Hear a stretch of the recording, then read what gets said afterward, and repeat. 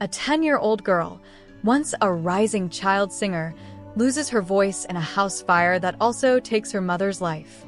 Years later, living in silence and trauma, she wanders into a subway where a homeless man plays a haunting melody. The tune is one her mother wrote, and when she hums along instinctively, her voice cracks through the pain, and the world hears her again. But the man playing the tune? He's not a stranger. Before starting the story, make sure to subscribe the channel so that you don't miss any update in future. She used to sing to the moon from her bedroom window. A little girl, 10 years old, with dreams bigger than the sky, and a voice so sweet it made strangers stop in the streets. Her name was Lila, and her mother, a former jazz singer turned single parent, was her piano, her microphone, her whole melody. Every night after dinner, they'd light a candle, sit by the old upright piano, and write songs together. The final song they ever wrote was called Breathe Me Back. They never got to record it. That night, the fire came quietly. A faulty wire, a spark in the hallway. Lila had fallen asleep to her mother's hums. When she opened her eyes, thick smoke painted the ceiling and her mother's hands were shaking, trying to wake her. They had only seconds. Her mother wrapped her in a blanket and dragged her out of the flames. But just as Lila was pulled outside, her mother turned around. To get the songbook, the neighbors would say later. To get the memories, the house collapsed. The fire took it all, the home, the music, the warmth. And when Lila woke up in the hospital, she couldn't speak. The trauma had locked her voice somewhere deep inside her. The doctors said there was no physical damage to her vocal cords, but still, nothing came out. No sound, just silence. A silence that grew heavier every day. Without her mother, without her voice, Lila became a ghost in her own life. Foster homes came and went. People tried to reach her, therapists, social workers, kind strangers, but she didn't know how to exist in a world that had burned down her only language, music. At 16, she ran away from her latest foster placement. It was a small town just outside the city. She had no money, no family, and nowhere to go, only a notebook with a half-burned page from Breathe Me Back and the memory of her mother's fingers dancing on piano keys. She started sleeping in subway stations, drifting from corner to corner like a quiet shadow. She'd sit and watch people move, lovers kissing between platforms, children laughing at pigeons, businessmen rushing like they were late to eternity. And every once in a while, someone would play music, but none of them played like her mother. Until that one night. The underground was cold. The air smelled of metal and memory. Lila pulled her coat tighter and tucked herself between two vending machines. She hadn't eaten all day. And then the sound. A soft strum, a melody on an old, battered guitar. Gentle, broken, beautiful. She peeked out. Across the platform sat a man in torn clothes and weary eyes, his fingers moving like ghosts on strings.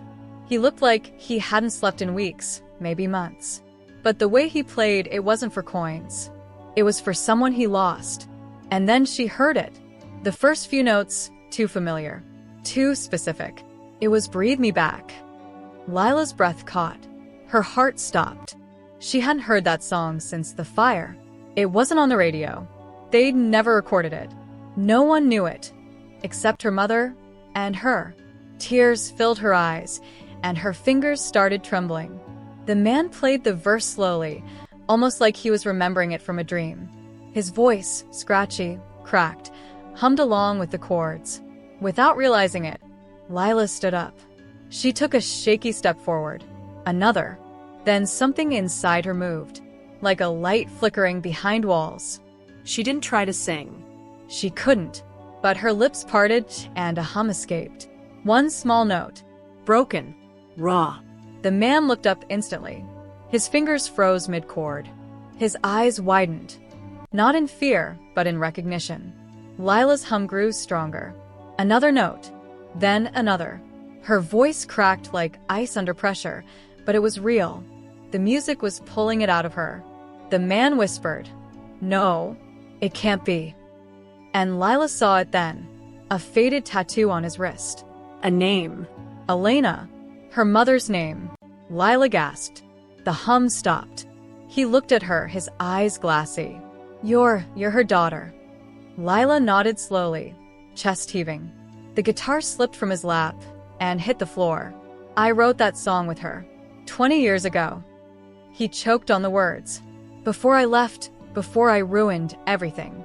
She never told me she had a child. Lila's knees gave in. She dropped beside him, shaking.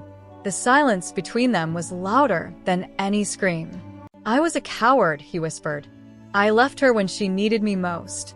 I thought I'd never be forgiven. I came back, but the house, the fire. He reached into his coat pocket and pulled out something wrapped in an old handkerchief. It was the rest of the songbook, scorched at the edges, smudged with ash. I found this in a pawn shop. Someone sold it years ago. I've been playing the songs, hoping someone would recognize them. I didn't know she was gone. Lila opened the book slowly. The last page, Breathe Me Back, was complete. She looked at him, eyes filled with tears, and this time she didn't hum. She sang. Just one word, one lyric. Breathe.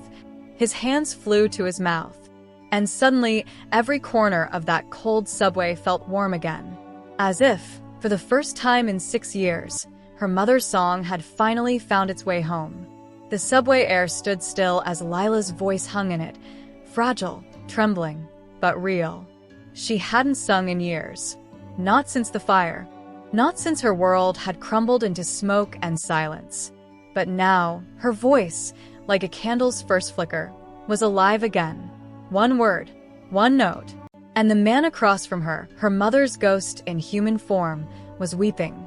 He leaned forward slowly, like every movement was heavy with memories.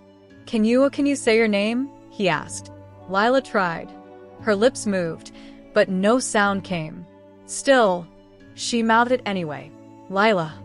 He breathed out sharply, as if someone had punched the air from his lungs. I'm Nathan." He hesitated. "Your mother. Elena, she was the only woman I ever truly loved. And the only one I ever failed." Lila looked down at the songbook in her hands.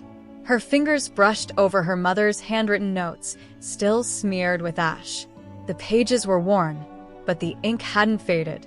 "She used to say your voice came from a place even heaven hadn't touched yet," Nathan said softly. "She said you sang like the stars were listening."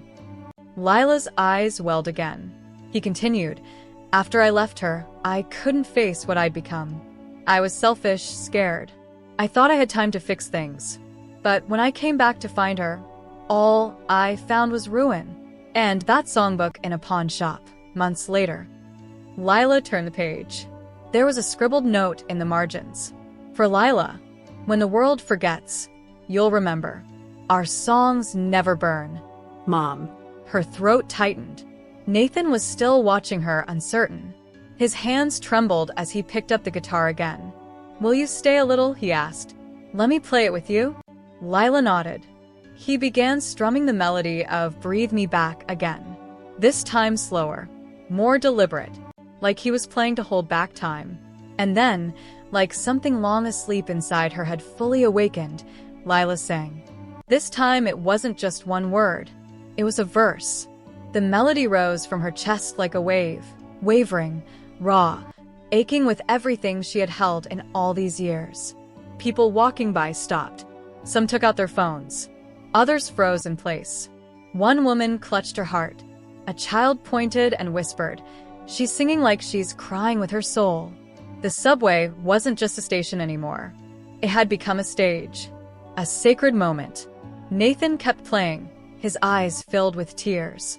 By the time they reached the final chorus, Lila's voice had cracked wide open, carrying pain, love, loss, and life all in one breath. And when the last note ended, the crowd applauded. But Lila wasn't smiling. She was sobbing. Nathan gently put the guitar down and opened his arms.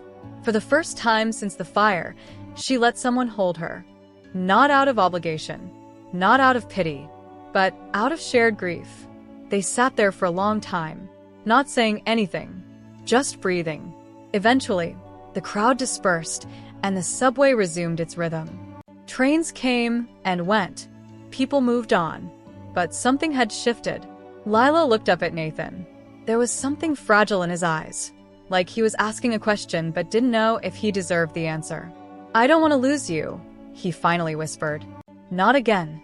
She didn't speak. Just reached into her pocket and pulled out the tiny piece of charred paper she'd carried for years, the one piece of the song she had salvaged from the fire. She handed it to him. Nathan took it slowly. His hands shook. This was her handwriting," he whispered. He stared at it for a long time. Then he looked at Lila. Would you come with me?" Lila blinked. "I have a place," he said quietly. "Not much. Just an old shelter where I volunteer now. They let me sleep in the back when I help with repairs and music therapy for the kids." "You could stay." "It's warm. Safe." "And—" He hesitated. "There's a piano." Lila's heart skipped. A piano. The last piano she touched had blackened under the flames of her childhood. She slowly nodded. He smiled for the first time. That night, they walked together, two broken pieces of the same melody, towards something uncertain, but quietly beautiful. The shelter was small, nestled between two warehouses. The woman at the front desk raised an eyebrow when Nathan walked in with Lila, but when he handed her the songbook and said, "She's family," she didn't ask any more questions. The room they gave her was simple, just a cot, a heater, and a cracked window. But it was the first bed Lila had slept in where she didn't feel like she was trespassing. Nathan came to her door later that night, holding 2 cups of warm soup. "I thought maybe tomorrow we can record the song," he said. "For her." Lila nodded. Her voice was gone again, but not because it was trapped, just because she was tired. But her heart whispered the answer. "Yes." That night, for the first time since she was 10 years old, she slept without dreaming of fire. Instead, she dreamed of a stage, of lights, of her mother's voice in the background, whispering, "Sing, baby, I'm right here." When she woke up, she wasn't afraid anymore, because somewhere deep inside, the music had come back. And it wasn't going anywhere this time. Morning sunlight crept through the cracked window and danced softly on Lila's cheeks. She stirred gently, her hand resting on the worn songbook beside her pillow. For the first time in years, her chest didn't feel like it was caged. There was a stillness in her heart, not from emptiness, but from peace. Down the hallway, she heard faint music, a piano, playing slow, hesitant notes. She sat up. The room was cold, but she didn't care. She grabbed the book, tucked it against her chest, and followed the sound. It led her to a small room at the back of the shelter. The door was slightly ajar. Inside, Nathan sat at an upright piano. Its wood chipped, a few keys yellowed with age. But it sang. Oh, how it sang. He was playing Breathe Me Back. When he saw her, he smiled and nodded toward the second stool. "You remember the bridge?" Lila nodded softly and sat beside him. He pressed record on a dusty old tape recorder. "For her," he said. They began. This time, Lila didn't hesitate. Her voice, still delicate, had something unshakable in it now, something born not of perfection, but of pain. She sang the words like prayers. Her voice wrapped around the notes, each one carved from the ashes of everything she'd lost. Nathan's harmonies joined hers, and by the time the final chorus came, their voices rose like a sunrise. 2 generations, once strangers, now symphony. When they finished, there was silence. But not the haunting kind Lila had known for years. This silence was sacred. Nathan reached into his coat and pulled out a photograph, faded, torn at the corners. It was of a young Elena, standing between 2 men in a small music studio. One of them was Nathan, just 20 years old. "She sent this to me once after we broke up," he whispered. "Told me she still believed in me, that if I ever found my way back, the music would still be here." Lila held the photo carefully, her fingers tracing her mother's smile. "She waited for you," she whispered. Nathan nodded. "And I came too late." "No," Lila said, her voice steady now. "You came when I needed you most." Nathan wiped his eyes. "I want to give this song to the world. Not for fame, not for money, but because maybe someone out there needs it like we did. Lila nodded slowly. She didn't speak, but her heart was screaming yes. They uploaded the song online that afternoon using a borrowed laptop from the shelter's office. They titled it "Breathe Me Back," a song from the ashes. They didn't expect much, but by evening, the video had thousands of views. People commented in every language, sharing stories of their own losses, of voices they'd buried, of songs they couldn't sing anymore. Some said the song made them cry. Others said it made them feel human again. By midnight, Lila's voice, once silenced by trauma, was echoing across the world. But that wasn't the twist. 2 days later, a sleek black car pulled up outside the shelter. A woman in a gray coat stepped out, holding a tablet.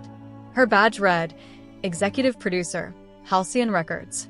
"I heard the song," she said, her eyes locked on Lila. "And I cried harder than I've cried in a decade.